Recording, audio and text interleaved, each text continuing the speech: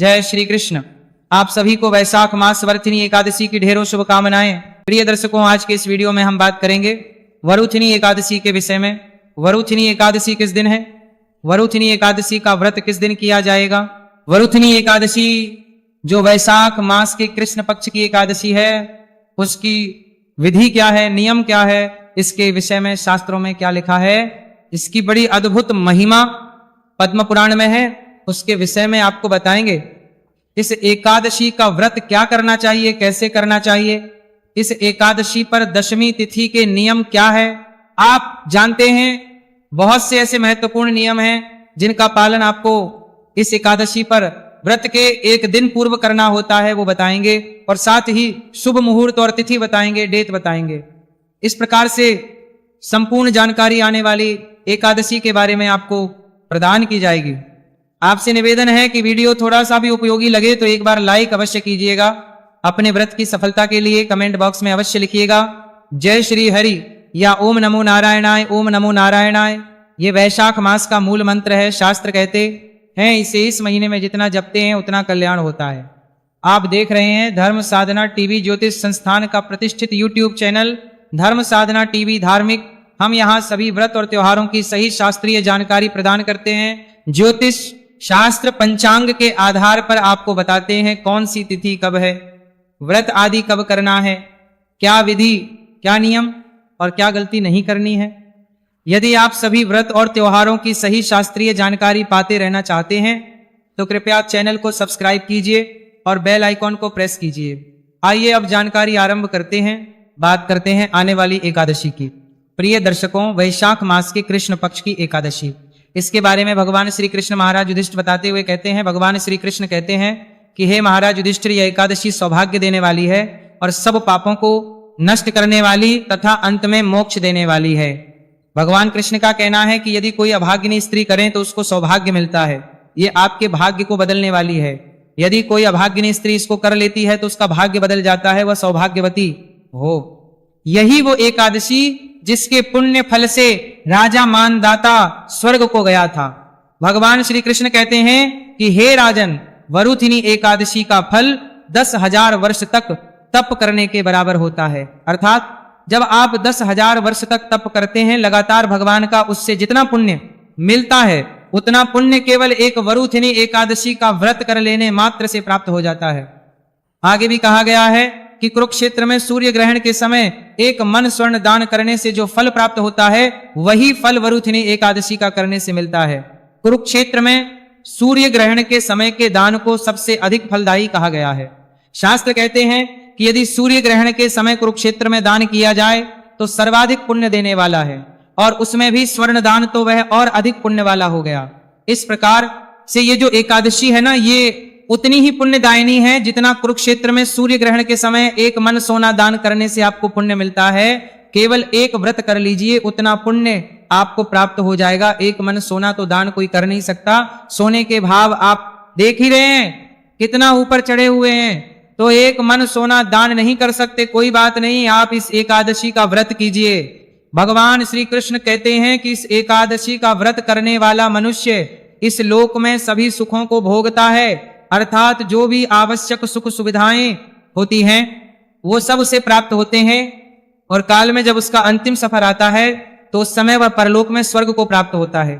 भगवान कहते हैं कि शास्त्रों में कहा गया है हाथी का दान घोड़े के दान से श्रेष्ठ है, और हाथी के दान से भूमि का दान अधिक महत्वपूर्ण है, और भूमि का दान से तिलों का दान अधिक उत्तम कहा गया है, और तिलों के दान से अधिक उत्तम है स्वर्ण का दान, सोने का दान तथा सोने के दान से अन्न का दान कहा गया है। अन्न दान के बराबर कोई दान नहीं है, और अन्न दान से देवता, पितृ और मनुष्य तीनों तृप्त हो जाते हैं। शास्त्रों में कन्यादान के बराबर इसको माना गया है। जितना फल कन्यादान का है उतना अन्न दान का है, भगवान कृष्ण कहते हैं। परंतु ये जो वरुथिनी एकादशी है, इसके व्रत का पुण्य इन दोनों दानों के बराबर है। अर्थात कन्यादान और अन्नदान करने से जितना फल मिलता है उतना ही फल अकेले वरुथिनी एकादशी का एक व्रत कर लेने मात्र से मनुष्य को प्राप्त हो जाता है। भगवान श्री कृष्ण कहते हैं कि हे युधिष्ठिर, जो मनुष्य प्रेम एवं धन सहित कन्या का दान करते हैं उनके पुण्य को चित्रगुप्त भी लिखने में असमर्थ हैं, इतना पुण्य होता है। और जो मनुष्य इस वरुथिनी एकादशी का व्रत करते हैं उनको कन्यादान का फल मिलता है। इस प्रकार से इस एकादशी की महिमा भर भर के पुराणों में लिखी है प्रिय भक्तों। इसीलिए हमें ये एकादशी अवश्य में वो करनी चाहिए, अवश्य रूप से करनी चाहिए। अब प्रश्न आता है कि ये एकादशी करनी कैसे चाहिए। ये एकादशी का व्रत है, कब, इसकी नियम क्या है? तो सबसे पहले जो शास्त्रों में इसकी जानकारी है उसके विषय में मैं आपको बताऊं कि एकादशी का जो व्रत है ये एक त्रिदिवसीय विधान होता है, जिसकी शुरुआत दशमी तिथि से होती है। एकादशी को व्रत किया जाता है और द्वादशी को पारण किया जाता है। इस एकादशी के विषय में भगवान श्री कृष्ण विधि बताते हुए कहते हैं कि वरुथिनी एकादशी का व्रत करने वालों को दशमी के दिन कुछ वस्तुओं का त्याग कर देना चाहिए। तो व्रत के एक दिन पूर्व दशमी तिथि को कुछ वस्तुओं का त्याग करना है। क्या क्या वस्तुएं हैं वो जिनका प्रमुख रूप से त्याग करना है? सबसे पहले कांसे के बर्तन में भोजन करना। बहुत से लोग आज के समय में भी कांसे का बर्तन प्रयोग करते हैं, भगवान को भोग लगाने में प्रयोग करते हैं, स्वयं भोजन करने में प्रयोग करते हैं। तो कांसे के पात्र में भोजन ना भगवान को कराएं ना स्वयं करें। दशमी तिथि को इसका त्याग कर देना है। एकादशी को भी प्रयोग नहीं करेंगे और द्वादशी को भी प्रयोग नहीं करेंगे। मांस मदिरा का सेवन नहीं करना। दशमी तिथि को ही ऐसा इसलिए क्योंकि बहुत से ऐसे भी लोग होते हैं जो एकादशी का व्रत भी करते हैं और बाकी समय में मांस मदिरा का सेवन भी करते हैं। तो ये आपको तिथि को ही छोड़ देना चाहिए। मसूर की दाल का सेवन, मसूर की दाल का सेवन व्रत के एक दिन पूर्व नहीं करना चाहिए, क्योंकि एक दिन पहले तो हम अन्न आदि सब कुछ खाते हैं, तो उसमें मसूर की दाल आपने नहीं खानी चाहिए। चने का साग नहीं खाना चाहिए, कादों का साग नहीं खाना चाहिए। और होता है मधु का अभिप्राय है शहद से, शहद का प्रयोग, शहद का सेवन नहीं करना चाहिए। दशमी तिथि से ही वर्जित है। एकादशी को आप जब भगवान का पूजन करेंगे, पूजन में जो शहद है ना वो प्रयोग नहीं किया जाता है। भगवान को पंचामृत से अभिषेक कराते हैं, स्नान कराते हैं, पर उसमें भी शहद का प्रयोग वर्जित कहा गया है। शहद नहीं खाना है, शहद भगवान को नहीं खिलाना है। सात्विक वस्तु है, दूसरे का अन्न, दूसरे के अन्न का त्याग कर देना है। व्रत के एक दिन पहले आपको दूसरे का अन्न नहीं खाना है। आप अगर ऑफिस में काम करते हैं, अपने कॉलीग्स के साथ अपना लंच शेयर करते हैं, उनका भोजन आपको नहीं करना चाहिए। कहीं भंडारा, आपको वहां से अन्न नहीं खाना चाहिए। दूसरे के अन्न का त्याग एक दिन पहले कर देना है और दूसरी बार भोजन करना, इसका त्याग करना है। दशमी तिथि को केवल एक बार ही आपने भोजन करना है। दोपहर को भोजन करना है, दोपहर को भोजन करना है। लीजिए, रात्रिकाल को सायंकालीन भोजन आपको दशमी तिथि पर नहीं करना है, इस एकादशी पर। और स्त्री प्रसंग, स्त्री के साथ प्रेम आदि के जो कार्य है वो भी दशमी तिथि से वर्जित है। दशमी एकादशी पारण तक आपको इसका नियम पालन करना है। मैं सदा ही कहता हूं कि ब्रह्मचर्य जो नियम है ये दशमी तिथि से आरंभ होगा। दशमी तिथि को आपने धारण कर लेना है और इसका पालन आपको पारण तक करना है। इस प्रकार से ये 9 त्याग कहे गए हैं जिनका आपको विशेष रूप से ध्यान रखना है। और इन 9 वस्तुओं का त्याग, 9 चीजों का त्याग आपको दशमी तिथि को ही कर देना है। व्रत के एक दिन पूर्व ही कर देना है। रात्रिकालीन समय में दंत धावन करके सोइए, जिससे कि मुंह में अन्न का दाना आदि ना रहे। और एकादशी के दिन, जिस दिन आप व्रत कर रहे हैं, सूर्योदय से पहले आपको उठ जाना चाहिए। उठने स्नान आदि कीजिए, स्वच्छ वस्त्र धारण कीजिए। स्वच्छ वस्त्र धारण करके भगवान भास्कर को जल दीजिए, क्योंकि ये वैशाख का महीना है। भगवान भास्कर को जल दीजिए। शालिग्राम भगवान की पूजा कीजिए। इस वैशाख माह में शालिग्राम पूजन का बड़ा महत्व कहा गया है शास्त्रों में। शालिग्राम पूजन कीजिए, माता तुलसी को जल दीजिए, माता तुलसी की पूजा कीजिए। एक चीज का ध्यान रखिए, मैं जब बता रहा होता हूं तो मैं तिथि के अनुसार बता रहा हूं, वार के अनुसार नहीं। कभी यदि रविवार जाता है तो रविवार को उसके अनुसार नियम पालन करने चाहिए। इस प्रकार से आपको अपने इस दिन को शुरू करना है। उसके बाद फिर आप एकादशी का व्रत पूजन करेंगे संकल्प करते हुए। और फिर मैं आगे अब बताता हूं आपको कि एकादशी को आपको किन किन बातों का ध्यान रखना है। इस एकादशी के विषय में भगवान श्री कृष्ण के द्वारा क्या क्या वर्णित है, क्या क्या कहा गया है। तो भगवान का पूजन करेंगे। भगवान का पूजन करने के लिए भगवान के शालिग्राम स्वरूप का पूजन कीजिए, क्योंकि वैशाख के महीने में इसकी बड़ी महिमा कही गई है। जितना शालिग्राम का पूजन करेंगे उतना कल्याणकारी है वैशाख में। और एकादशी, वैशाख की एकादशी, एक तो वैशाख माह और उसमें भी वैशाख की एकादशी, इसका फल बड़ा अनुपम है। साहब ये आपके सभी मनोरथों को सिद्ध करने वाला, मोक्ष देने वाला है। तो पूजन के लिए भगवान का चित्र स्वरूप या प्रतिमा जो आपके पास हो, वह स्थापना करने के लिए एक चौकी, चौकी पर बिछाने के लिए लाल या पीला वस्त्र, रोली, मौली, पान, सुपारी, लौंग, इलायची, धूप, दीप, नैवेद्य, इत्र और ये सभी सामग्री आपको एकत्र करनी है।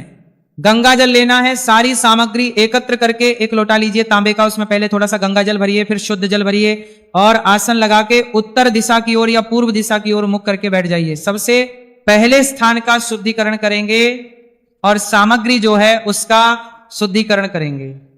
तो लोटे में जो जल भरा है ना, उस जल के छींटे दीजिए जिससे कि वह स्थान और सामग्री पवित्र हो जाए, शुद्ध हो जाए। ओम अपवित्र पवित्रो वा सर्वावस्था गतो तपिवा यह स्मरेत पुंडरीकाक्षं सबाह्याभ्यंतरः शुचिहा। इस प्रकार जल छींटे देके आपने स्थान को और सामग्री को शुद्ध किया, पवित्र किया।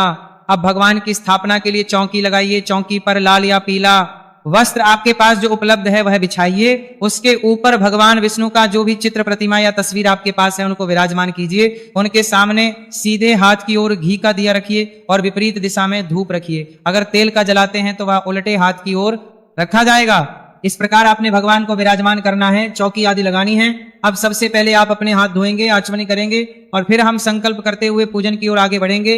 जो विधि बताई है उसके अनुसार तो एक छोटे से पात्र में जो लोटे में जल लिया है ना, उसमें थोड़ा सा जल एक कटोरी में या किसी पात्र में ले लीजिए, या आचमनी करने के लिए आवश्यक होगा तो इसमें से 2-2 बूंद जल एक एक मंत्र पर सीधे हाथ पर लेना है और पी जाना है। 2 बूंद जल इसलिए क्योंकि जो लोग निर्जला व्रत करते हैं ना, उनके लिए आचमनी में जल तक कहा गया है कि 6 मासा जल तक आपके रूप में ले सकते हैं। तो 6 मासा जल का अभिप्राय यही होगा। 2-2 बूंद जब आप 3 बार में लेंगे तो लगभग 6 मासा जल हो जाएगा। इसीलिए इतना ही जल आपको लेना है सीधे हाथ पे, पहले सीधे हाथ पे जल लेके हाथ धो लीजिए हस्तो। अब 2 बूंद जल लीजिएगा, पी जाइएगा। ओम माधवाय नमः जल लीजिए, पी जाइए। ओम केशवाय नमः जल लीजिए, पी जाइए। ओम नारायणाय नमः जल लीजिए, पी जाइए। ओम ऋषिकेशाय नमो नमः हस्तो प्रक्षालन। हाथ धोइए, हाथ धो के अपने आप को तिलक कीजिए, मौली बांधिए। अब आप व्रत पूजन का संकल्प करेंगे। सबसे पहले तो दीपक को प्रज्वलित कीजिएगा, धूप को प्रज्वलित कीजिएगा। शुभम करोति कल्याणम आरोग्यम धन संपदा शत्रु बुद्धि विनाशाय दीपज्य ज्योतिर्नमो चस्तुते। धूप दीपक को प्रज्वलित कीजिए और फिर व्रत पूजन का संकल्प कीजिएगा। आइए मैं संकल्प आपको करवा देता हूं। अपने सीधे हाथ में जल लीजिए, पुष्प लीजिए। 1 रुपए का सिक्का दक्षिणा के रूप में कम से कम रखिए। 3 बार बोलिए ओम श्री विष्णु, ओम श्री विष्णु, ओम श्री विष्णु। अपना नाम, अपना गोत्र, जिस स्थान पर बैठकर आपको संकल्प करना है वहां का मकान नंबर, क्षेत्र का नाम, शहर का नाम, वैशाख, आयु, आरोग्यता, प्राप्ति, भगवान विष्णु, एकादशी व्रत, श्री विष्णु। और यह संकल्प भगवान के चरणों में अर्पित कर दीजिए। संकल्प करने के बाद भगवान का पूजन करेंगे। स्नान कराइए, स्नान के बाद पंचामृत से स्नान कराइए, शुद्ध जल से स्नान कराइए। तदोपरांत वस्त्र के मौली अर्पित कीजिए, जनेऊ अर्पित करेंगे, लगा के भगवान को तिलक कीजिए, पुष्प अर्पित कीजिए, धूप दिखाइए, दीप दिखाइए। नैवेद्य के रूप में आप फल चढ़ा सकते हैं, मिठाई चढ़ा सकते हैं, मिश्री या बतासा अर्पित कर सकते हैं। और जलाश्मनी कराएंगे। 1 चम्मच जल अर्पित कीजिएगा। तांबुल आपने अवश्य अर्पित करना है तो पान का पत्ता, उसके ऊपर 2 लौंग, 2 इलायची, 1 सुपारी लीजिए और वहां तांबुल के रूप में भगवान को अर्पित कीजिए, दक्षिणा अर्पित कीजिए। हाथ जोड़ के नमस्कार कीजिए। मैं आपको बता रहा हूं, पूजा की विधि का वीडियो मैं आपको अलग से अपलोड करूंगा, क्योंकि यहां पूजा की विधि पूरी बताने से वीडियो बहुत बड़ा हो जाता है। और हमारे बहुत से दर्शक फिर कहते हैं पंडित जी पूजा विधि अभी हमें चाहिए नहीं थी, हमें बाकी जानकारी चाहिए थी, आप केवल वो दीजिए। पूजा विधि हम अलग से देख लेंगे, जब आप बनाएंगे तो उसका अलग से वीडियो बनाऊंगा जहां मैं मंत्रों के साथ आपको पूरी पूजा करवाऊंगा एकादशी की। उसका लाभ लीजिएगा। इस प्रकार से पूजन करना है। पूजन करके और फिर नियमों के अनुसार अब आपने दिन व्यतीत करना है। नियमों में क्या है कि ब्रह्मचर्य का पालन करते हुए भगवान के चरणों में मन को लगाते हुए दिन को व्यतीत करना है।